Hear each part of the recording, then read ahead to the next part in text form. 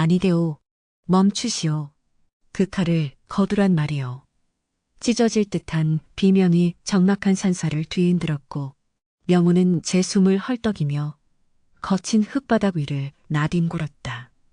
두 눈은 희뿌연 막으로 덮여 아무것도 볼 수 없었으나 그의 머릿속은 지금 당장이라도 눈앞에서 벌어지는 듯한 생생한 지옥도로 가득 차 있었다. 코끝을 찌르는 매캐한 연기 냄새와 비릿 진동을 하였고 사방에서 들려오는 백성들의 처절한 비명과 아이들의 울음소리가 고막을 찢을 듯 파고들었다. 명호는 허공을 향해 필사적으로 손을 뻗어 무언가를 잡으려 했으나 손에 잡히는 것은 차가운 밤 공기뿐이었고 그의 손끝은 공포로 인해 사시나무 떨듯 떨리고 있었다. 이것은 단순한 악몽이 아니었으며 그가 평생을 업보처럼 지고 살아온 전형, 바로 피할 수 없는 미래를 엿본 대가였다. 잿더미로 변해버린 도성, 무너져 내린 궐의 담장, 그리고 그 위로 붉은 피가 강물처럼 흘러내리는 참혹한 광경이 그의 뇌리에 인두로 지지듯 선명하게 새겨졌다. 명호는 가쁜 숨을 몰아쉬며 식은 땀으로 흠뻑 젖은 몸을 일으키려 했으나 다리에 힘이 풀려 다시 주저앉고 말았다. 그의 앞을 가로막고 있는 어둠보다 더 짙고 무거운 절망이 가슴을 짓눌렀는데 이번에 본 환영은 지금껏 보아왔던 그 어떤 흉조보다도 거대하고 파괴적인 것이었다. 천지신명이시여, 어찌하여 이 미천한 맹인에게 바닥을 치며 통곡하였고 그의 목소리는 산짐승의 울음소리처럼 처량하게 메아리쳤다. 눈앞에 펼쳐진 미래는 단순한 재해나 기근이 아니라 인간의 탐욕이 불러올 거대한 전쟁의 불길이었으며 그 불길 속에서 조선이라는 나라 전체가 한 줌의 재로 변해 사라질 위기였다. 그는 떨리는 손으로 자신의 가슴을 움켜쥐었는데 심장은 마치 금방이라도 터져버릴 듯 요동치고 있었고 핏줄을 타고 흐르는 공포는 전신을 마비시킬 지경이었다. 지금 이 순간에도 도성의 사람들은 다가올 재앙을 모른 채 단점에 빠져 있을 것이라는 생각에 명운의 마음은 더욱 타들어갔다. 거친 호흡이 잦아들 무렵 명운은 비틀거리며 일어나 지팡이를 더듬어 찾았고 그의 굳게 담은 입술에서는 비장한 결의가 느껴졌다. 비록 앞을 보지 못하는 맹인의 몸이지만 하늘이 자신에게 이 끔찍한 미래를 보여준 것에는 분명 까닭이 있을 것이라 여겼기 때문이다. 가야 한다. 내 목이 달아나는 한이 있어도 주상 전하께 이 사실을 고해야 한다. 명호는 보침 하나 제대로 챙길 겨를도 없이 낡은 도포 자락을 여미고 문을 박차고 나섰다. 칠흑 같은 어둠이 깔린 산길은 성한 사람에게도 험난한 길이었으나 명훈에게는 익숙한 어둠이었기에 오히려 거침이 없었다. 발바닥이 찢어지고 가시덤불에 살점이 뜯겨나가는 고통 따위는 그가 본 환영 속의 고통에 비하면 아무것도 아니었기에 그는 오로지 한양 도성을 향해 미친 듯이 발걸음을 옮겼다. 바람 소리마저도 그에게는 원귀들의 속삭임처럼 들려왔고 흔들리는 나뭇가지들은 마치 그를 붙잡으려는 죽은 자들의 손길처럼 느껴졌다. 며칠 밤낮을 쉬지 않고 걸어 당도한 한양의 거리는 명운이 환영 속에서 보았던 지옥도와는 너무나도 다른 평화롭고 활기찬 기운으로 가득 차 있었다. 시장통의 왁자지껄한 소음, 상인들의 호객소리, 아이들의 웃음소리가 어우러져 생동감이 넘쳐 흘렀으나 명운의 귀에는 그 모든 소리가 곧 닥쳐올 비명과 신음소리의 전조로만 들릴 뿐이었다. 어리석은 중생들아. 머리 위로 칼날이 떨어지고 있거늘 어찌 그리 태평하단 말이냐. 명운은 속으로 피를 토하듯 외치며 지팡이로 바닥을 쿵쿵 찍으며 인파를 헤치고 나아갔다. 사람들은 꾀재죄한 몰골의 맹인이 혼잣말을 중얼거리며 지나가자 코를 막거나 혀를 차며 피했으나 명우는 그런 모욕 따위에 신경 쓸 겨를이 없었다. 오로지 그의 온 감각은 왕이 계신 곳, 그 거대한 권력의 심장부를 향해 곤두서 있었고 지곳에 당도해야만 이 끔찍한 운명의 수레바퀴를 멈출 수 있다는 일념 하나뿐이었다. 드디어 고래 정문인 광화문 앞, 위압적인 기운이 감도는 그곳에 명운이 당도했을 때 그의 앞을 가로막은 것은 서슬 퍼런 창검을 든 금군들이었다. 멈춰라. 어딜 감히 천한 맹인이 골문을 넘보느냐. 우렁찬 호통 소리가 명운의 고막을 때렸으나 그는 물러서지 않고 오히려 지팡이를 들어 골문을 가리켰다. 내 주상 전하를 뵙고자 왔소. 지금 당장 전하를 뵙지 못하면 이 나라에 씻을 수 없는 피바람이 불 것이오. 어서 길을 비키시오. 영운의 목소리는 며칠간의 굶주림과 피로로 쉬어 있었으나 그 안에 담긴 기백만큼은 서리발처럼 날카로웠다. 그러나 금군들은 그저 미친 거지가 행패를 부리는 것으로 치부하며 코웃음을 칠 뿐이었다. 이놈이 기어이 내 맛을 보고 싶은 게로구나. 썩 꺼지지 못할까. 명운의 어깨를 밀치자 그는 중심을 잃고 비틀거리면서도 꿋꿋이 다시 자리를 잡고 섰다. 네? 이놈들. 너희 눈에는 내 행색만 보이고 너희 목을 겨누는 칼날은 보이지 않는단 말이냐. 당장 병판 대감을 불러라. 아니, 주상 전하께 고하란 말이다. 명호는 끓어오르는 분노와 답답함에 목청을 높여 소리쳤고 그의 휑한 눈구멍에서는 눈물 대신 핏물이 배어 나오는 듯했다. 주변을 지나던 백성들이 하나둘씩 모여들어 웅성거렸고 금군들은 소란이 커지자 당황한 기색이 역력했다. 이 미친 맹인이 감히 어디서 망발을. 금군 조장이 씩씩거리며 다가와 명운의 멱살을 잡고 거칠게 흔들었다. 명운의 낡은 옷가지가 찢어지는 소리가 났고 그의 몸은 허공에 붕 떴다가 바닥으로 내동댕이 쳐졌다. 흙먼지 속에 처박힌 명운은 입안이 터져 비릿한 피맛을 보았지만 고통을 느낄 새도 없이 다시 일어나 무릎을 꿇고 골문을 향해 절규했다. 전하, 들으셔야 합니다. 북쪽에서 붉은 별이 떨어지고 도성은 불바다가 될 것입니다. 전하. 금군들은 명운의 끈질김에 혀를 내두르면서도 왕의 귀에 이 소란이 들어갈까 두려워 그를 무자비하게 짓밟기 시작했다. 군합발이 명운의 등과 옆구리를 가격할 때마다 억 하는 신음과 함께 뼈가 으스러지는 듯한 고통이 전해졌지만 명운은 웅크린 채 비명을 지르지 않고 예언을 쏟아냈다. 사흘 뒤에 사신이 당도할 것이다. 그들이 가져올 것은 평화가 아니라 칼이다. 그 칼을 받지 마시오. 받으면 다 죽소. 짓밟히는 와중에도 또렷하게 들려오는 명운의 외침은 섬뜩할 정도로 구체적이었고 그 기세에 놀린 몇몇 병졸들은 줄중거리며 발길질을 멈추기도 했다.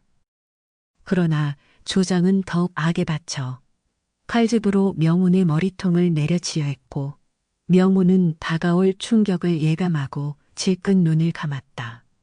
이 넷을 전하지 못하고 이렇게 개죽음을 당하는구나 하는 생각에 통안의 눈물이 흘러내렸다. 바로 그때 멈추라 하는 낮지만 위험 있는 목소리가 소란을 뚫고 들려왔다. 내리꽂히던 칼집이 허공에서 멈췄고 씩씩거리던 금군들은 일제히 동작을 멈추고 소리가 난 곳을 향해 고개를 숙였다. 흙투성이가 된 채 엎드려 있던 명운은 본능적으로 그 목소리의 주인이 범상치 않은 인물임을 그리고 자신에게 닥친 죽음의 그림자가 잠시 거쳤음을 걸문 앞에서 이게 무슨 추태들인가. 또각또각 가족신의 발소리가 명운의 귓가에 점점 가까워졌고 그 발소리에는 흐트러짐 없는 정갈함과 묵직한 힘이 실려 있었다. 명우는 고개를 들어 소리가 나는 쪽을 향했고 비록 눈은 보이지 않았지만 그곳에서 뿜어져 나오는 서늘하면서도 청명한 기운을 온몸으로 느낄 수 있었다. 승지 영감, 송과옵니다. 미친 맹인 놈이 자꾸 요상한 소리를 짓거리며 행패를 부리기에 금군 조장이 황급히 변명을 늘어놓았으나 승지라 불린 사내 땡분관 보제학 이검은 조장의 말을 손짓으로 막았다. 이검은 천천히 명운의 앞으로 다가와 쪼그리고 앉았고 그의 시선은 명운의 터진 입술과 흑투성이가 된 얼굴 그리고 초점 없는 눈동자에 이검은 명운에게서 풍기는 기이한 아우라에 묘한 전의를 느꼈다. 단순한 광인이라기에는 그의 말 속에 뼈가 있었고 무엇보다 그가 내뱉은 북쪽의 붉은 별이라는 말은 조정의 극비사항과 맞닿아 있는 부분이었다. 이검은 낮게 가라앉은 목소리로 명운에게 물었다. 그대가 방금 사신이 온다고 하였는가? 사흘 뒤에 명운은 욱신거리는 몸을 추스 끄덕였고 갈라진 목소리로 답했다. 그렇소. 그들은 거짓 평화를 가장한 살수들이요. 그대를 들이면 거름피로 물들 것이요. 이금의 눈빛이 날카롭게 빛났다. 조정 내에서도 극소수만이 알고 있는 사신단의 방문 일정을 이 초라한 맹인이 알고 있다는 것은 그가 첩자이거나 아니면 정말로 신통한 능력을 지닌 자라는 뜻이었다. 하지만 첩자라 하기엔 너무나도 무방비하고 엉성했으며 그의 절규에는 거짓으로 꾸며낼 수 없는 절박함이 서려 있었다. 이금은 잠시 침묵을 지키다 금군들에게 명령했다. 이 자를 내치지 마라.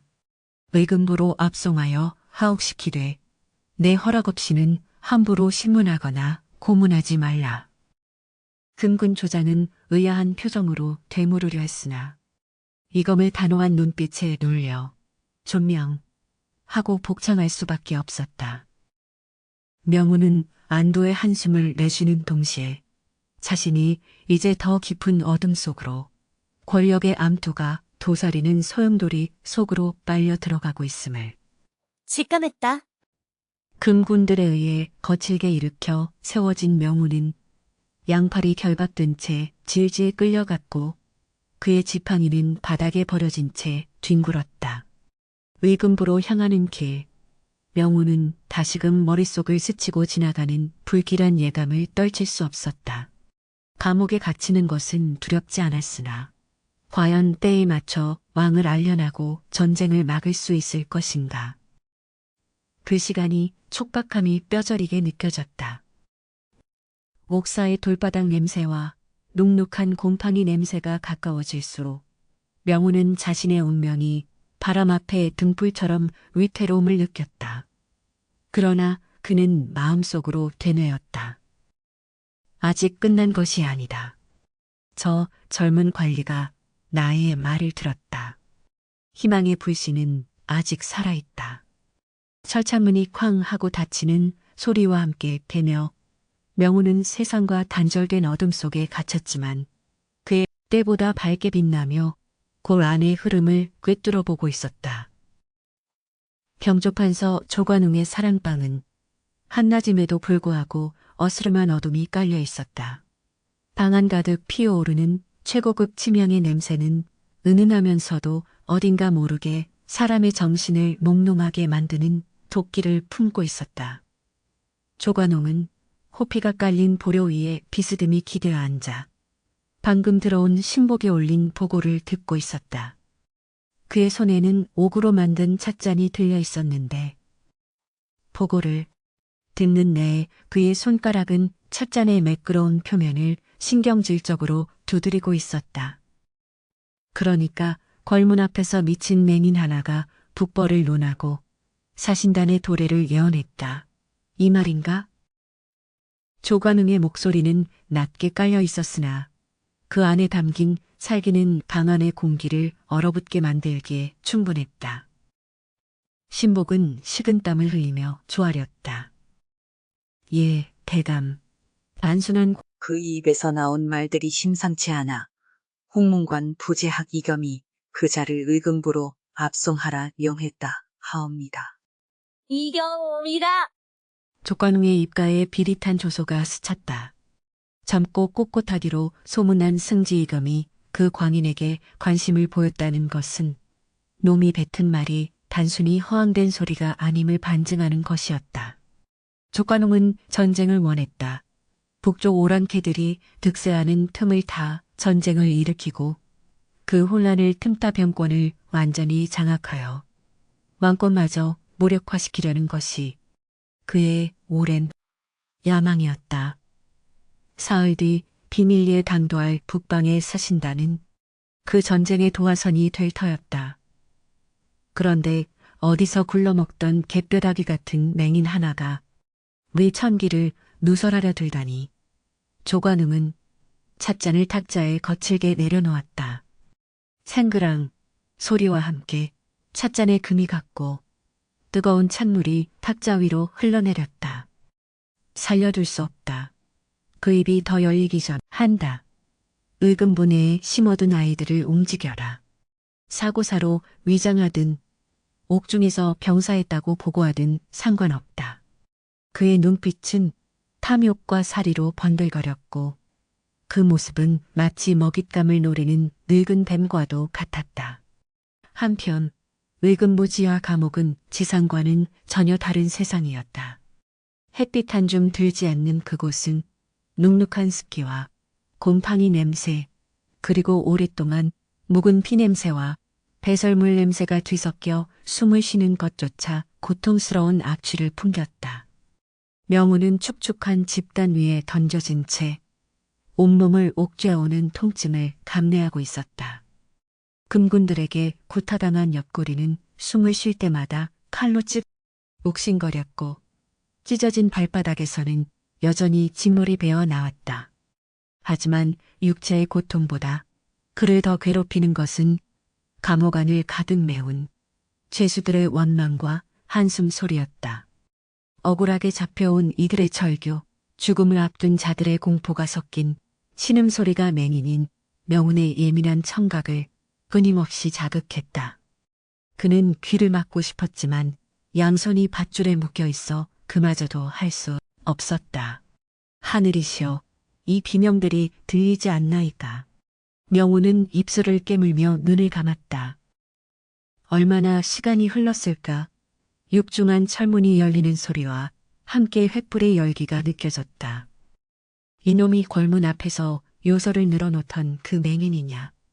걸걸한 목소리의 옥절과 함께 서늘한 기운을 풍기는 사내들이 다가왔다. 조관웅의 사주를 받은 나장들이었다. 그들은 명운을 거칠게 일으켜 세워 형틀이 있는 고문실로 끌고 갔다. 고문실은 그야말로 지옥의 입구와 같았다. 달궈진 인두가 치익 소리를 내며 식어가고 있었고 피 묻은 곤잔과 주리틀이 벽면을 가득 채우고 있었다. 명우는 억지로 형틀에 묶였고 그의 눈앞에는 보이지 않는 공포가 실체화되어 다가오고 있었다. 내 놈의 혓바닥이 얼마나 긴지 한번 보자꾸나. 누구의 사주를 받고 골 앞에서 지저댔느냐. 북쪽 오랑캐의 첩자냐. 아니면 영모를 꾸미는 무리의 하수인이냐. 채찍이 허공을 가르는 소리와 함께 명운의 등에 불타는 듯한 고통이 내리꽂혔다. 명운은 이를 악물고 신음을 삼켰다. 살점이 뜯겨나가는 고통 속에서도 그는 정신을 잃지 않으려 안간 힘을 썼다. 나는 첩자가 아니요. 그저 하늘이 보여준 것을 전하려 했을 뿐. 그의 목소리는 떨렸지만 그 안에 담긴 진실함은 흔들리지 않았다. 나장은 코웃음을 치며 다시 채찍을 들어 올렸다. 하늘, 내 놈 같은 천한 맹인에게 하늘이 무엇을 보여준단 말이냐. 이실 직고하지 않으면 내 놈의 눈구멍을 진짜 불로 찢어주마. 채찍질은 계속되었고 명운의 의식은 점차 희미해져 갔다. 그러나 고통의 절정에서 명운의 마음에 눈이 기이하게 번뜩였다. 그는 자신에게 채찍을 휘두르는 나장의 거친 숨소리 너머에 있는 깊은 슬픔과 병마의 기운을 감지했다. 나장이 다시 팔을 들어 올리는 순간 명운이 가쁜 숨을 몰아쉬며 입을 열었다. 멈출까? 당신의 어미가 위독하지 않소? 순간 허공을 가르던 채찍이 멈췄다. 나장은 귀신을 본 듯한 표정으로 명운을 내려다보았다. 뭐라? 고문실 안의 공기가 일순간에 바뀌었다. 명운은 고통으로 일그러진 얼굴을 들어 보이지 않는 눈으로 나장을 응시했다. 기침을 할 때마다 피가 섞여 나오고 밤마다 가슴을 쥐어짜며 고통스러워하는 노모가 지금 당신을 기다리고 있어. 오늘 밤을 넘기기 힘들 것이오. 어서 가보시오. 내 살점은 나중에 뜯어도 늦지 않으니. 나장의 손에서 채찍이 스르르 미끄러져 떨어졌다. 그것은 아무도 모르는 오직 그만이 알고 있는 비밀이었다. 며칠 전부터 노모의 병세가 급격히 악화되어 오늘 내일 하고 있었던 것이다. 주변의 다른 옥졸들도 숨을 죽이고 이 기이한 광경을 지켜보았다. 단순한 헛소리라기엔 너무나 구체적이고 서늘한 예언이었다. 나장은 떨리는 목소리로 물었다. 내 놈, 정체가 무엇이냐? 명운은 피 섞인 침을 뱉으며 나지막이 답했다. 운명을 보는 자일 뿐 당신의 손에 묻은 피는 씻을 수 없으나 어미의 인종은 지킬 수 있을 것이오. 서두르시오. 나장은 망설이다가 결국 뒤도 돌아보지 않고 고문실을 뛰쳐나갔다. 남겨진 옥졸들은 서로의 눈치 못했다. 방금 전까지 짐승 취급을 받던 죄수가 순식간에 범접할 수 없는 영험한 존재로 바뀐 것이다. 조관웅의 명을 받은 자들조차 명운의 귀에 누여 주춤거렸다. 죽이라는 명을 받았으나 저 입에서 자신의 불행한 미래가 나올까 두려워진 것이다. 결국 그들은 명운을 다시 가장 깊고 어두운 독방에 가두는 것으로 이를 미루었다. 다시 칠흑 같은 독방에 홀로 남겨진 명운. 몸은 만신창이가 되었으나 정신은 더욱 맑아졌다. 어둠은 그에게 안식처였다. 그는 차가운 벽에 등을 기대고 앉아 보이지 않는 벽 너머의 세상을 감지했다. 감옥 안의 쥐들이 찍찍거리는 소리, 먼 곳에서 들려오는 천둥 소리, 그리고 골 안에서 은밀하게 움직이는 검은 그림자들. 비가 오겠구나. 빗물을 씻겨내 비가. 명운이 중얼거리자마자 밖에서 우르릉쾅 하는 천둥 소리가 감옥벽을 진동시켰다. 옥살을 지키던 옥졸들은 소스라치게 놀라며 명운이 갇힌 방 쪽을 두려운 눈빛으로 쳐다보았다. 저 맹인 보통 내기가 아니야. 말하는 대로 천둥이 치지 않는가. 그 시각 이검은 의금부 도사로부터 보고를 받고 있었다. 맹인을 신문하던 중 일어난 기이한 일들과 그가 예언한 대로 나장의 노모가 그날 밤 숨을 거두었다는 소식이었다. 이검의 등골이 서늘해졌다. 골문 앞에서의 소란이 단순한 광인의 난동이 아님을 확신한 그는 서재의 책상 위에 놓인 지도를 내려다보았다. 북쪽 국경지대의 움직임이 심상치 않다는 첩보가 며칠 전부터 들어오고 있었다. 그리고 그 맹인은 정확히 그 지점을 가리키며 경고했다. 이검은 촛불 아래서 깊은 고민에 빠졌다. 조정은 이미 조관웅의 세력이 장악하고 있어 섣불리 움직였다가는 역풍을 맞을 수 있었다. 하지만 만약 그 맹인의 말이 사실이라면 조선은 멸망의 위기에 처한 것이다. 그 맹인을 만나야겠다. 이검은 결심한 듯 자리에서 일어났다. 밤은 깊었고 밖에는 명운의 예언대로 장대비가 쏟아지기 시작했다. 빗소리는 마치 다가올 전쟁의 말 발굽 소리처럼 요란하게 창문을 때렸다. 이검은 호롱불 하나에 의지한 채 비를 뚫고 의금부로 향했다. 권력의 암투 속에서 진실을 보려는 자와 어둠 속에서 미래를 보는 자의 만남이 감옥의 차가운 바닥에 앉아있던 명우는 빗소리 사이로 들려오는 누군가의 발자국 소리를 들었다. 일장에서 들었던 그 정갈하고 힘있는 발소리였다. 명운의 입가에 옅은 미소가 번졌다. 운명의 수레바퀴가 다시 돌아가기 시작한 것이다. 밤새 쏟아지는 장대비는 그칠 기미를 보이지 않았고 하늘이 뚫린 듯 퍼붓는 빗줄기는 궐의 기와 지붕을 때리며 스산한 공명음을 만들어내고 있었다. 편전한 촛불은 바람에 위태롭게 흔들리며 긴 그림자를 만들어냈고 그 그림자 속에 홀로 앉아있던 주상, 효종의 미간은 깊게 패여 있었다. 어찌하여 이토록 가슴이 답답하고 불안한 것인가. 왕은 서책의 시선을 고정하려 애썼지만 글자들은 어지럽게 춤을 출 뿐 눈에 들어오지 않았다. 며칠 전부터 시작된 불면증은 그의 심신을 갉아먹고 있었고 빗소리에 섞여 들려오는 듯한 알 수 없는 이명은 신경을 곤두세우게 했다. 그는 자리에서 일어나 뒷짐을 지고 방 안을 서성였다. 창밖에서 번쩍이는 번개는 순간적으로 궐 안을 대낮처럼 밝혔다가 다시 칠흑 같은 속으로 밀어넣기를 반복했다.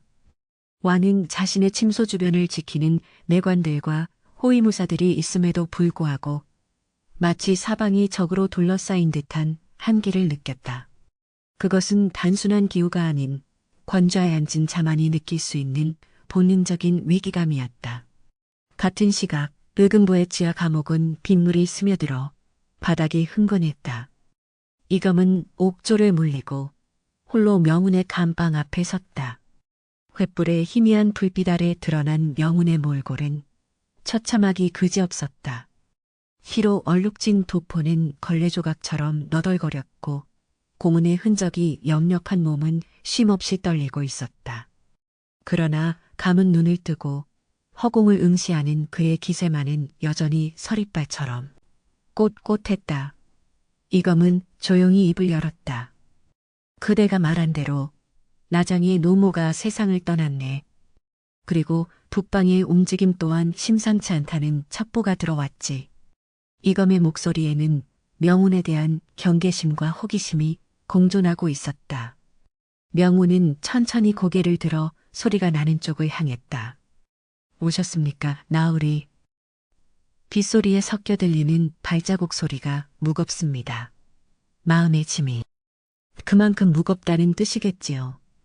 명운의 목소리는 갈라지고 쉬었으나 그 울림은 옥사의 습한 공기를 뚫고 이검의 폐부 깊숙이 파고들었다. 이검은 창살을 부여잡고 몸을 숙여 낮게 속삭였다. 그대는 대체 누구인가? 단순히 미래를 보는 점쟁이인가? 아니면 조정의 혼란을 틈타 세상을 어지럽히려는 요승인가? 그대가 말한 사신단과 피바 암의 실체를 당장 구하라. 이검의 눈빛이 매섭게 빛났다. 그러나 명우는 대답 대신 갑자기 몸을 비틀며 괴로운 듯 신음했다. 그 지점에 고정되더니 공포에 질린 표정으로 바뀌었다. 아니, 지금 북방의 사신이 문제가 아닙니다. 더 급한 불이, 더 급한 칼날이? 명우는 숨을 헐떡이며 지푸러기를 움켜쥐었다. 무슨 소리인가? 더 급한 칼날이라니? 이겸이 다급하게 묻자 명우는 떨리는 손으로 허공을 휘저으며 외쳤다. 전하, 주상 전하가 위험합니다. 지금 당장 편전으로 가셔야 합니다. 명운의 절규는 옥사를 쩌렁쩌렁 울렸고 그 목소리에는 연기라고는 할 수 없는 절박함이 묻어 있었다. 무엄하다. 감히 주상 전하의 안위를 입에 담다니. 이겸이 호통쳤으나 명운은 아랑곳하지 않고 말을 이었다. 비 냄새에 가려진 살기가 보입니다. 자극입니다. 병풍 뒤 1월 5봉도 뒤에 그림자가 숨어 있습니다. 세 번째 천둥이 치면 촛불이 꺼지고 칼이 움직일 것입니다. 어서 가십시오. 명우는 피를 토하듯 소리치며 바닥에 머리를 찼다. 이검은 순간 등골이 오싹해짐을 내게는 느꼈다. 명운의 묘사가 너무나 구체적이었을 뿐만 아니라 밖에서 들려오는 천둥 소리가 점점 가까워지고 있었기 때문이다. 이검은 망설일 시간이 없음을 직감했다. 만약 저 맹인의 말이 사실이라면 일국의 왕이 목숨을 잃을 수도 있는 절체절명의 순간이었다. 만약 그대의 말이 거짓이라면 내 손으로 그대의 목. 이검은 그 말을 남기고 옥사를 박차고 나갔다. 빗줄기는 더욱 거세져 앞을 분간하기 힘들었지만 이검은 관복 자락을 휘날리며 편전을 향해 미친 듯이 달렸다. 심장이 터질 듯 요동치고 숨이 턱 끝까지 차올랐지만 이검의 머릿속에는 오직 1호로봉도 뒤라는 명운의 말만이 맴돌았다. 권내를 가로지르는 동안 번개가 번쩍이며 하늘을 갈랐고 그 뒤를 이어 첫 번째 천둥 소리가 꺼광하고 울려 퍼졌다. 이검의 발걸음이 더욱 빨라졌다. 편전 앞에 당도했을 때 호위무사들이 그를 가로막았다. 승진, 일이십니까? 전하께서는 침수에 드실 준비를 하고 계십니다. 무사들의 제지에도 이검은 다급하게 소리쳤다. 비켜라.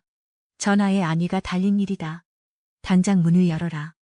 그의 기세에 눌린 무사들이 주춤하는 사이 두 번째 천둥 소리가 대지를 뒤흔들었다.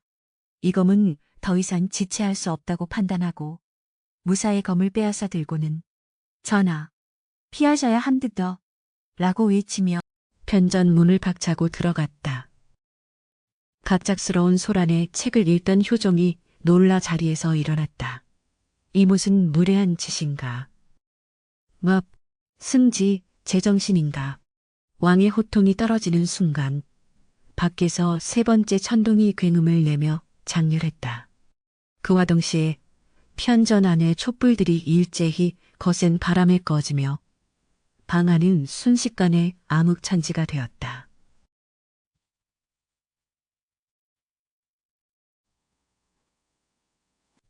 순간 번개가 번쩍이며 방 안을 비췄고 명운의 예언대로 왕의 뒤편 1월 오봉도 병풍 뒤에서 검은 그림자가 솟구쳐 올랐다. 서슬퍼런 칼날이 번개빛을 받아 섬뜩하게 번뜩이며 왕의 목을 노리고 날아들었다. 윽시. 이검이 왕을 밀쳐내며 칼날을 자신의 검으로 막아냈다. 챙강. 쇠소리와 함께 불꽃이 튀었다. 검을 휘둘러 이검을 공격했다. 어둠 속에서의 난투극은 치열했다. 자객은 훈련된 살수임이 분명했다. 그의 검놀림은 빠르고 정확했으며 숨소리조차 들리지 않았다. 이검은 왕을 등 뒤로 보호하며 필사적으로 칼을 휘둘렀다. 여봐라, 자객이다. 걔 아무도 없느냐. 왕의 외침에 밖에서 대기하던 호위무사들이 횃불을 들고 들이닥쳤다. 밝아진 방 안에서 자객은 포위되었음을 도주하려 했으나 이검이 던진 검의 다리를 맞고 쓰러졌다. 무사들이 달려들어 자객을 제압했고 편전하는 순식간에 아수라장이 되었다.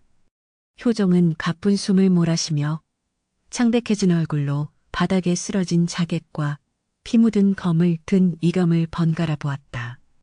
이검 역시 어깨에 스친 상처에서 피가 흐르고 있었지만 왕의 무사함을 확인하고 그제야 안도의 한숨을 내쉬었다.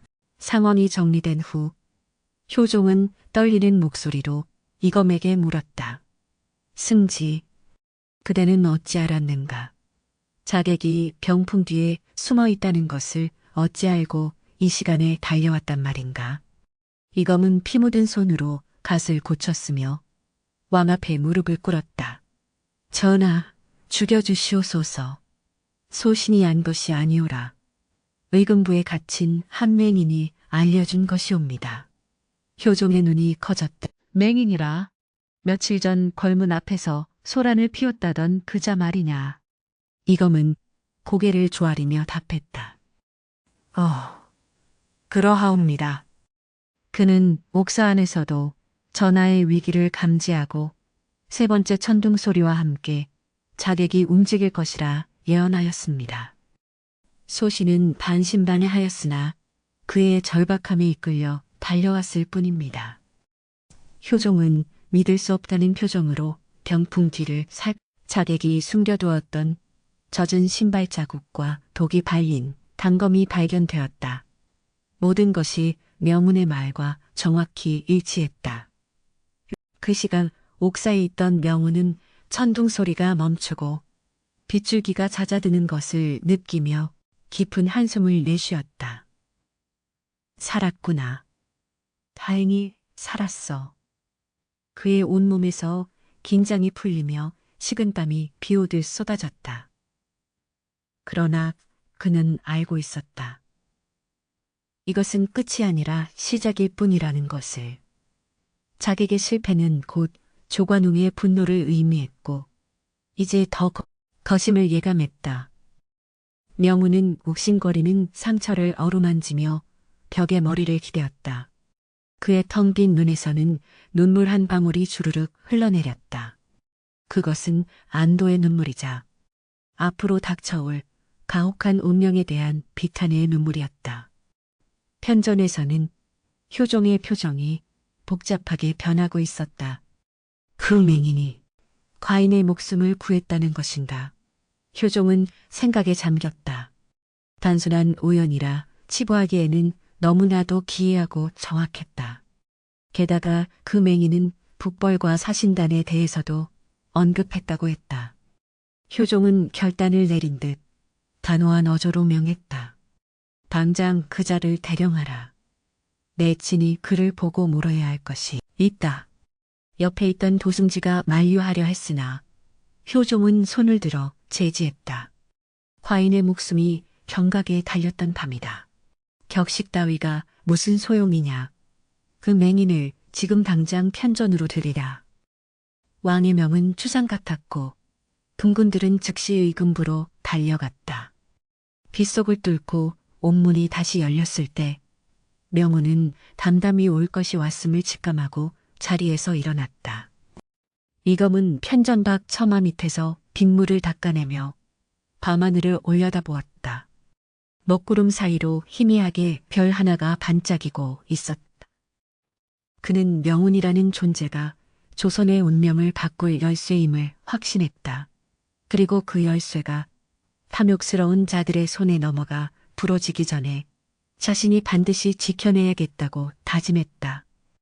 옥사에서 끌려 나온 명운은 젖은 옷을 입은 채 비틀거리며 궐 안으로 들어섰다. 난생 처음 밟아보는 구중궁궐의 바닥은 차가웠지만 그곳에서 풍겨오는 피비린내와 권력의 냄새는 그에게 너무나도 익숙한 공포였다. 이제 그는 왕 앞에 서서 자신이 본 참혹한 미래를 증명하고 전쟁을 막아야 하는 목숨을 건 도박을 시작해야 했다. 편전의 문이 열리자 비릿한 피 냄새와는 또 다른 묵직하고 숨막히는 치명 냄새가 명운의 코끝을 찔렀다. 밖은 여전히 간헐적인 천둥 소리가 들려오고 있었지만 편전 안은 바늘 하나 떨어지는 소리조차 들릴 듯한 정막만이 감돌고 있었다. 명운은 젖은 도포자락을 질질 끌며 금군의 부축을 받아 왕의 어조 앞으로 한 걸음씩 나아갔다. 그의 발이 닿는 화려한 비가 깔개와 대리석 바닥의 차가운 감촉이 발바닥을 통해 전해져 왔다. 비록 눈은 멀어 앞을 볼 수 없었으나 명운은 온몸의 털이 곤두서는 것을 느꼈다. 사방에서 쏟아지는 수십 개의 시선들. 그 중에는 호기심 어린 시선도 있었으나 대부분은 경멸과 의심, 그리고 살기를 띤 날카로운 시선들이었다. 특히 오른쪽 무관들이 서 있는 곳에서 뿜어져 나오는 검붉은 살기는 명운의 숨통을 조여오는 듯했다. 그곳에 병조판서 조관웅이 서 있음을 명운은 본능적으로 알 수 있었다. 효종의 목소리가 정적을 깨고 울려 퍼졌다. 밤새 자객의 습격을 겪고 난 직후라 그런지 왕의 목소리에는 깊은 피로감과 함께 서슬 퍼런 위엄이 서려 있었다. 명훈은 지팡이를 내려놓고 바닥에 납작 엎드려 조아렸다. 그러하옵니다. 전하, 미천한 맹인 명훈이라 하옵니다. 죽어 마땅한 죄인이 감히 용안을 뱉습니다. 명훈의 목소리는 떨리고 있었지만 그 울림 명확했다.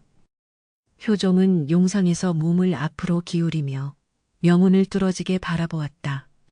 흑투성이에 피가 엉겨붙은 초라한 몰골의 사내가 일국의 왕인 자신의 목숨을 구했다는 사실이 믿기지 않으면서도 그의 눈없는 눈동자에서 느껴지는 기이한 기운을 부정할 수 없었다. 그때 벼락 같은 고함 소리가 터져 나왔다. 병조판서 조관웅이었다. 그는 붉은 관복을 휘날리며 앞으로 나서서 격하게 읍소했다. 저자는 요사스러운 술법을 부리는 요승이거나 아니면 저 자객들과 한패거리임이 분명하옵니다. 그렇지 않고서야 어찌 옥사에 갇힌 몸으로 병풍 뒤의 자객을 알 수 있겠사옵니까? 이는 피씨 전하의 심기를 어지럽히고 조정의 혼란을 야기하려는 간악한 흉계입니다. 당장 저놈을 끌어내어 능지처참을 처하소서. 조관웅의 이마에는 굵은 핏대가 솟아 있었고 그의 눈은 불안과 분노로 이글거리고 있었다. 자신의 계획이 저 천한 맹인 하나 때문에 틀어졌다는 사실에 치가 떨렸던 것이다. 대신들 사이에서도 웅성거림이 일었다. 병판대감의 말이 일리가 있습니다. 어찌 맹인이 앞을 본다. 말입니까? 의심의 눈초리가 다시 명훈에게 쏠렸다. 이검이 나서려 했으나 효종이 손을 들어 제지했다. 왕은 차가운 눈빛으로 조관웅을 응시하다가 다시 명훈에게 물었다. 병판의 말에 대해 어찌 생각하느냐? 네가 자객과 한패가 아니라는 것을 증명할 수 있느냐? 명훈은 고개를 들어 소리가 나는 쪽을 향했다. 그의 텅 빈 눈동자가 정확히 조관웅이 서 있는 위치를 향했다. 그 심선이 어찌나 서늘하고 정확한지 조관웅은 순간 흠칫하며 뒷걸음질 칠 뻔했다. 명훈의 입가에 씁쓸하고도 비장한 미소가 번졌다. 소인이 자객과 한패라면 어찌 제 목숨을 걸고 전하를 구하려 했겠사옵니까? 소인은 그저 피냄새를 맡았을 뿐이옵니다. 며칠 전부터 도성 전체를 뒤덮고 있는 썩은 피냄새를 말입니다. 명훈은 몸을 일으켜 무릎을 꿇은 채 조관웅을 향해 손가락을 뻗었다. 병판대감, 대감의 옷자락에서 진동하는 그 역겨운 냄새는 무엇입니까? 조관웅의 얼굴이 사색이 되었다. 이 미친 놈이 감히 일국의 판서에게 무슨 망발이냐. 조관웅이 칼을 뽑으려는 듯 손을 허리춤으로 가져갔으나 명훈은 아랑곳하지 않고 말을 이었다. 대감의 품속 깊은 곳에 숨겨둔 그 종이 뭉치에서 수만 백성이 피냄새가 납니다. 오랑캐에게 나라를 팔아넘기고 그 대가로 왕좌를 탐하려는 더러운 욕망의 냄새가 진동을 한단 말입니다. 순간 편전 안은 찬물을 끼얹은 듯 조용해졌다. 모든 시선이 조관웅의 왼쪽 가슴으로 향했다. 조관웅은 반사적으로 자신의 가슴을 움켜쥐었다. 그 행동 자체가 긍정이나 다름없었다. 효종의 눈빛이 매섭게 변했다. 병판, 그게 무슨 소리인가? 품속에 무엇을 숨기고 있느냐? 효자고가를 조관웅은 식은땀을 서신일 뿐이옵니다. 저 미치광이의 말을 믿으시면 아니 되옵니다. 그러나 그의 목소리는 이미 떨리고 있었다. 명훈은 다시 한번 절규하듯 외쳤다. 전하, 지금 확인하지 않으시면 후회하실 것입니다. 그 서신은 북방의 적장과 내통하여 전쟁을 일으키기로 한 약조문이옵니다. 오늘 밤 자객 또한 전쟁의 명분을 만들기 위해 대감이 꾸민 자작극임을 그 종이가 증명하고 있습니다. 승지! 당장 병판의 품을 수색하라. 효종의 추상 같은 명이 떨어졌다. 이검은 기다렸다는 듯이 조관웅에게 달려들었다.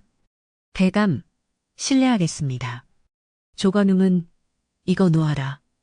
내 놈들이 감히 하며 발버둥 쳤으나 젊은 무관인 이검의 힘을 당해낼 수는 없었다. 이검은 조관웅의 저항을 뚫고 그의 흉배 안쪽 깊숙한 곳에서 꼬깃꼬깃하게 접힌 서찰 하나를 꺼내들어 조관웅의 얼굴은 흑빛으로 변했고 다리에 힘이 풀려 그 자리에 주저앉고 말았다. 이검은 떨리는 손으로 서찰을 펼쳐 효종에게 바쳤다. 왕은 서찰을 받아들고 내용을 읽어내려갔다. 왕의 손이 부들부들 떨리기 시작했고 얼굴은 분노로 붉게 타올랐다. 네, 이놈, 조관웅. 여종은 서찰을 조관웅의 얼굴에 집어 던졌다. 종이가 팔랑거리며 바닥에 떨어졌다. 그곳에는 명운의 말대로 북방의 부족장에게 보내는 밀서가 적혀 있었다. 왕을 시해하고 혼란을 틈타 성문을 열어줄 테니 군사를 이끌고 남하하여 자신을 새로운 왕으로 추대해달라는 끔찍한 명모의 내용이었다. 내 놈이 과인의 신하로서 백성의 고열을 빨아먹은 것도 모자라. 이제는 오랑캐를 끌어들여 나라를 팔아먹으려 했느냐.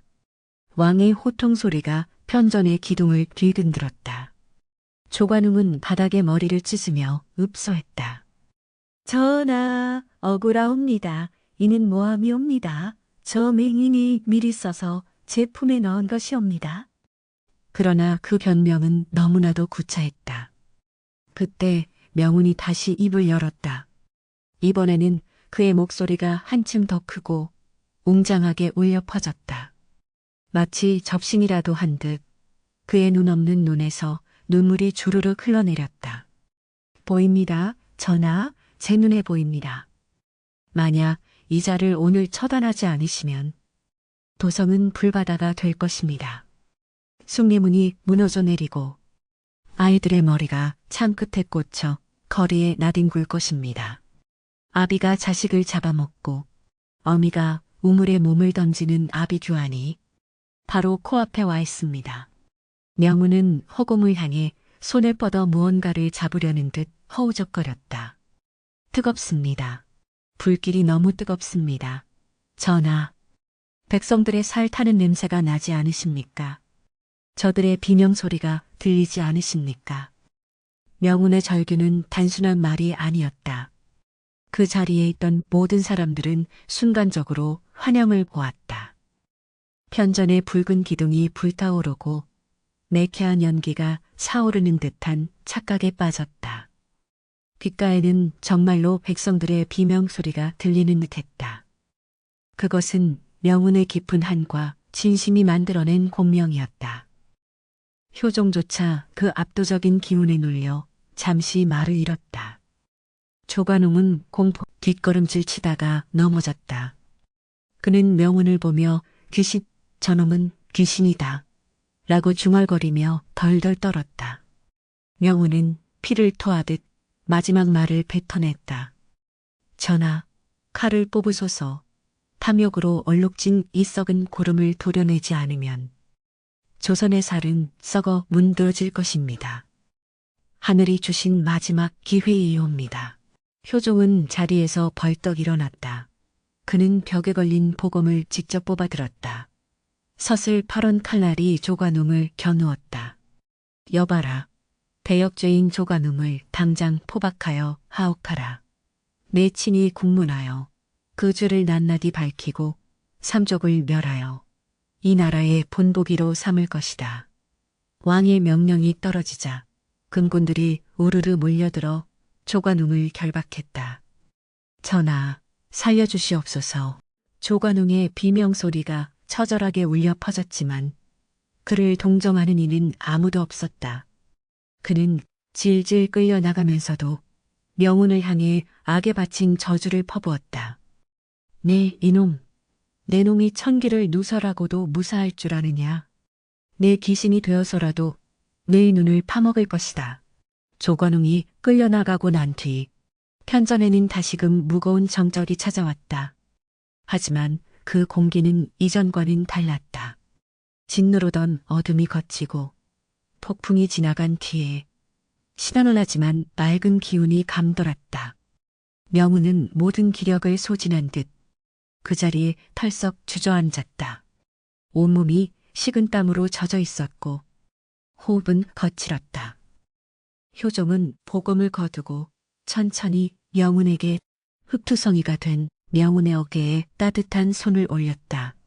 왕의 손길에 명운은 소스라치게 놀라 몸을 움츠렸으나 효종은 부드럽게 그를 다독였다. 효종의 목소리는 떨리고 있었다. 진심 어린 감사의 말이었다. 이검 또한 옆에서 명운을 바라보며 깊은 존경의 눈빛을 보냈다. 명운은 흐르는 눈물을 닦을 생각도 하지 못한 채 바닥에 머리를 조아리며 오열했다. 전하, 소인은 그저 들리는 것을 말했을 뿐이옵니다. 부디 성군이 되시오. 그의 울음소리는 편전의 높은 천장에 메아리 쳤고 밖에서는 밤새 내리던 비가 그치고 동이 트기 시작했다. 구름 사이로 한 줄기 햇살이 비치며 궐에 젖은 기와를 황금빛으로 물들이고 있었다. 망나니의 서슬퍼런 칼춤이 멈추고 붉은 피가 형장의 이슬로 사라지던 날 도성의 하늘은 그 어느 때보다 청명했다. 조관웅과 그를 따르던 영모의 무리들이 줄줄이 처명을 당하고 그들의 목이 장대 끝에 효수되자 백성들은 두려움에 떨면서도 한편으로는 10년 묵은 체증이 내려가는 듯한 해방감을 맛보았다. 궐 안의 공기 또한 달라졌다. 음습하게 도사리고 있던 권력의 암투와 탐욕의 그림자가 걷히고 그 자리에 새로운 질서와 안정이 자리 잡기 시작했다. 효종은 밤잠을 설치게 했던 불안감에서 벗어나 정사에 매진할 수 있었고 북방의 오랑캐들에게도 강경한 태도로 맞서며 국경의 안보를 굳건히 다졌다. 이 모든 변화의 시작점에 앞을 보지 못하는 한 명의 점술가가 있었다는 사실은 조정의 극소수만이 아는 비밀로 남았다. 명운은 며칠간 궐내의 은밀한 저소에 머물며 지친 심신을 달랬고 왕실 의원들의 극진한 치료 덕분에 고문의 상처들도 어느 정도 아물어가고 있었다. 하지만 그의 마음속 깊은 곳에는 여전히 채워지지 않는 공허함과 미래를 엿본 자만이 겪어야 할 고독한 슬픔이 앙금처럼 남아있었다. 어느 화창한 오후, 효종은 명운을 후원으로 불렀다. 봄꽃이 만발한 후원은 전쟁에 위기가 있었다는 사실이 모색할 정도로 평화롭고 아름다웠다. 왕은 정자에 앉아 차를 마시며 지팡이를 짚고 천천히 걸어오는 명운을 맞이했다. 명운이 엎드려 절을 올리자 효종은 직접 내려와 그의 손을 잡고 일으켜 세웠다. 그대의 공이 아니었다면 지금쯤 이 아름다운 꽃들도 피비린내 속에 묻혔을 것이다. 과인은 그대에게 큰 빚을 졌다. 효종의 목소리에는 진심 어린 감사와 존중이 담겨 있었다. 명운은 고개를 숙이며 답했다. 전하, 소인은 그저 흘러가는 구름을 보았을 뿐 그 구름을 걷어내고 태양을 비추게 한 것은 전하의 결단이시옵니다. 모든 것은 하늘의 뜻이자 전하의 덕이옵니다. 겸손한 명운의 태도에 효종은 흠 지으며 본론을 꺼냈다. 그대에게 국사. 지은벌 향해 그대마다 한관에 스빙 지오인 매기자 지은벌 시조 골킨 농업이 볼라의 시시를 농업이 시외 소울 기쇼이 구임이란 망연은 원하는 대로 주겠다. 파격적인 제안이었다. 천한 점술가 신분에서 일약 일국의 스승이 되는 그야말로 인생 역전의 기회였다. 옆에서 지켜보던 이검조차 놀라 숨을 죽일 정도였다. 그러나 명운의 표정은 조금도 밝아지지 않았다. 오히려 그의 얼굴에는 짙은 그늘이 드리워졌다. 명운은 잠시 침묵을 지키다 왕의 손을 조심스럽게 놓고 다시 바닥에 무릎을 꿇었다. 전하, 소인은 그 명을 받들 수 없사옵니다. 예상치 못한 거절에 효종의 눈썹이 꿈틀했다. 어찌하여 거절하는가? 짐의 곁에 있는 것이 싫다는 말이냐? 명운은 고개를 가로저으며 쉰 목소리로 입을 열었다. 미래를 본다는 것은 축복이 아니라 저주이옵니다. 남들이 보지 못하는 재앙과 죽음을 미리 맛보아야 하는 형벌과도 같은 것입니다. 소인이 궐에 머문다면 전하께서는 매일매일 불안에 떠시며 소인의 입만 바라보게 되실 것입니다. 정치는 예언이 아니라 백성을 사랑하는 마음과 올바른 판단으로 하는 것이라 사료되옵니다. 명운의 말은 전곡을 찌르는 충언이었다. 효종은 잠시 할 말을 잃고 멍하니 명운을 바라보았다. 맹인 주제에 감히 왕을 가르치려 드느냐고 호통칠 법도 했지만 명운의 텅 빈 눈동자에서 느껴지는 진정성이 왕의 분노를 잠재웠다. 미래를 알게 되면 인간은 오만해지거나 나약해지기 마련입니다. 전하께서는 부디 보이지 않는 보이는 백성들의 삶을 살피시옵소서. 그것이 진정한 왕도 왕다워. 기영호는 피를 토하는 심정으로 간언했다.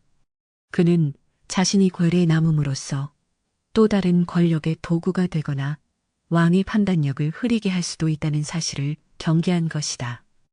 효종은 깊은 한숨을 내쉬며 고개를 끄덕였다. 그대의 말이 옳다. 과인이 잠시 편안함에 기대려 했구나. 참으로 맑고 깊은 눈을 가졌도다 그대는. 효종은 명운의 뜻을 받아들이기로 했다. 대신 그는 명운에게 많은 노잣돈과 비단, 그리고 언제든 위급할 때 겉을 찾을 수 있는 신표신 효사했다. 작별의 시간이 다가왔다. 명운은 다시 낡은 도포로 갈아입고 손때 묻은 지팡이 하나에 의지해 궐문을 나섰다. 이검이 그를 배웅하기 위해 따라 나섰다. 정말 이대로 떠나시겠습니까? 세상은 여전히 험하고 당신의 그 능력은 많은 이들을 도울 수 있을 텐데. 이검의 아쉬움 섞인 말에 명운은 씁쓸하게 웃었다. 도움이라. 글쎄요, 때로는 모르는 것이 약이 될 때가 있습니다. 사람들은 자신의 운명을 모르기에 희망을 품고 오늘을 살아가는 것 아니겠습니까? 제가 그 희망을 뺏을 수는 없지요. 명운은 이검을 향해 보이지 않는 눈을 맞추며 덧붙였다. 승지 나으리께서는 저와 달리 세상의 빛을 보는 눈을 가지셨습니다. 부디 그 눈으로 어두운 곳을 밝히고 억울한 이들의 눈물을 닦아주십시오. 그것이 나으리의 운명입니다. 이검은 명운의 말에 가슴이 뜨거워짐을 느끼며 깊이 허리를 숙여 작별 인사를 올렸다. 명심하겠습니다. 부디 강건하십시오. 궐문을 나선 명운은 다시 북적이는 한양의 거리로 들어섰다. 며칠 전만 해도 곧 닥쳐올 죽음의 공포에 떨며 걸었던 그 길이었다. 하지만 지금 그의 귀에 들려오는 소리는 전혀 달랐다.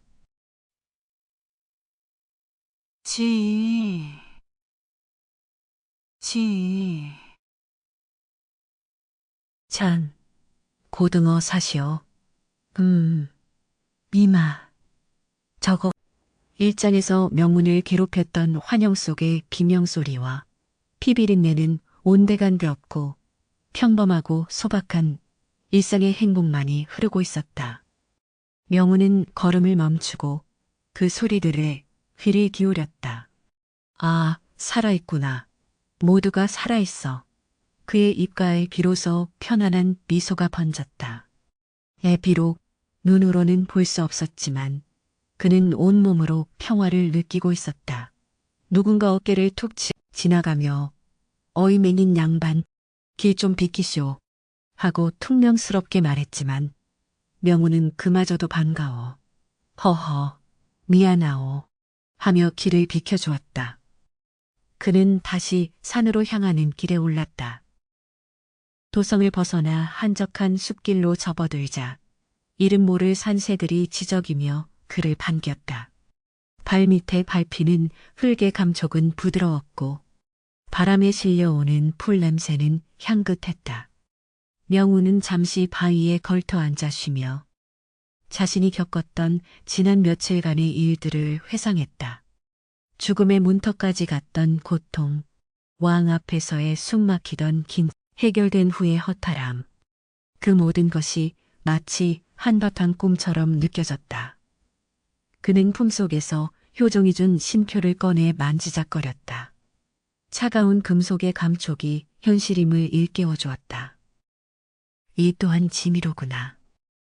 명우는 신표를 다시 깊숙이 집어넣었다. 언젠가 나라가 다시 위기에 처하면 쓰일 날이 올지도 모르지만 부디 그런 날이 오지 않기를. 이 신표가 영원히 자신의 품속에 녹슬어 가기를 그는 간절히 빌었다. 해질 무렵 명우는 자신이 수행하던 깊은 산속 토굴 앞에 도착했다. 철전 뛰쳐나올 때 내팽개쳐 두었던 보찜이 그대로 놓여 있었다. 그는 익숙한 손놀림으로 불을 피우고 밥을 지었다. 타닥타닥 타오르는 모닥불 소리가 적막한 산사를 채웠다. 명우는 불꽃을 향해 멍하니 앉아 있었다. 그의 눈에는 여전히 아무것도 보이지 않았지만 마음속의 눈은 그 어느 때보다 밝게 빛나고 있었다. 그는 깨달았다. 인간의 운명이란 정해진 것이 아니라 순간순간의 선택과 의지가 모여 만들어가는 것임을. 자신이 본 미래는 단지 일어날 수도 있는 하나의 가능성이었을 뿐 그것을 바꾸는 것은 결국 사람들의 몫이었다는 것을. 그래, 보지 않아도 된다. 알지 못해도 된다. 그저 오늘 하루를 성실히 살아가는 것, 그것이 가장 위대한 예언이다. 밤이 깊어지자 산속은 다시 칠흑 같은 어둠에 잠겼다. 그러나 명우는 더 이상 어둠을 두려워하지 않았다. 밤하늘에 뜬 달이 구름 사이로 얼굴을 내밀며 세상을 은은하게 비추고 있었다. 멀리 도성 쪽에서는 평온한 밤을 맞이한 백성들의 집집마다 등불이 켜져 있을 것이었다. 민는 지팡이를 옆에 내려놓고 편안하게 자리에 누웠다. 오랜만에 찾아온 깊은 잠이 부드럽게 감싸 안았다. 꿈속에서는 더 이상 피냄새나는 전쟁터도 불타는 도성도 보이지 않았다. 오직 따스한 햇살 아래 밭을 갈고 씨를 뿌리는 농부들의 건강한 땀방울과 평화롭게 춤추는 나비들의 날짐만이 가득할 뿐이었다. 맹인 점술가 명운을 기르던 여행은 그렇게 끝이 났고 역사는 그를 기록하지 않았으나 그가 지켜낸 평화는 조선의 강산에 오래도록 머물렀다. 비온 뒤에 땅이 굳어진다는 옛말처럼 시련을 겪은 나라는 더욱 단단해졌고 그 땅 위에서 사람들은 다시 내일의 희망을 노래했다.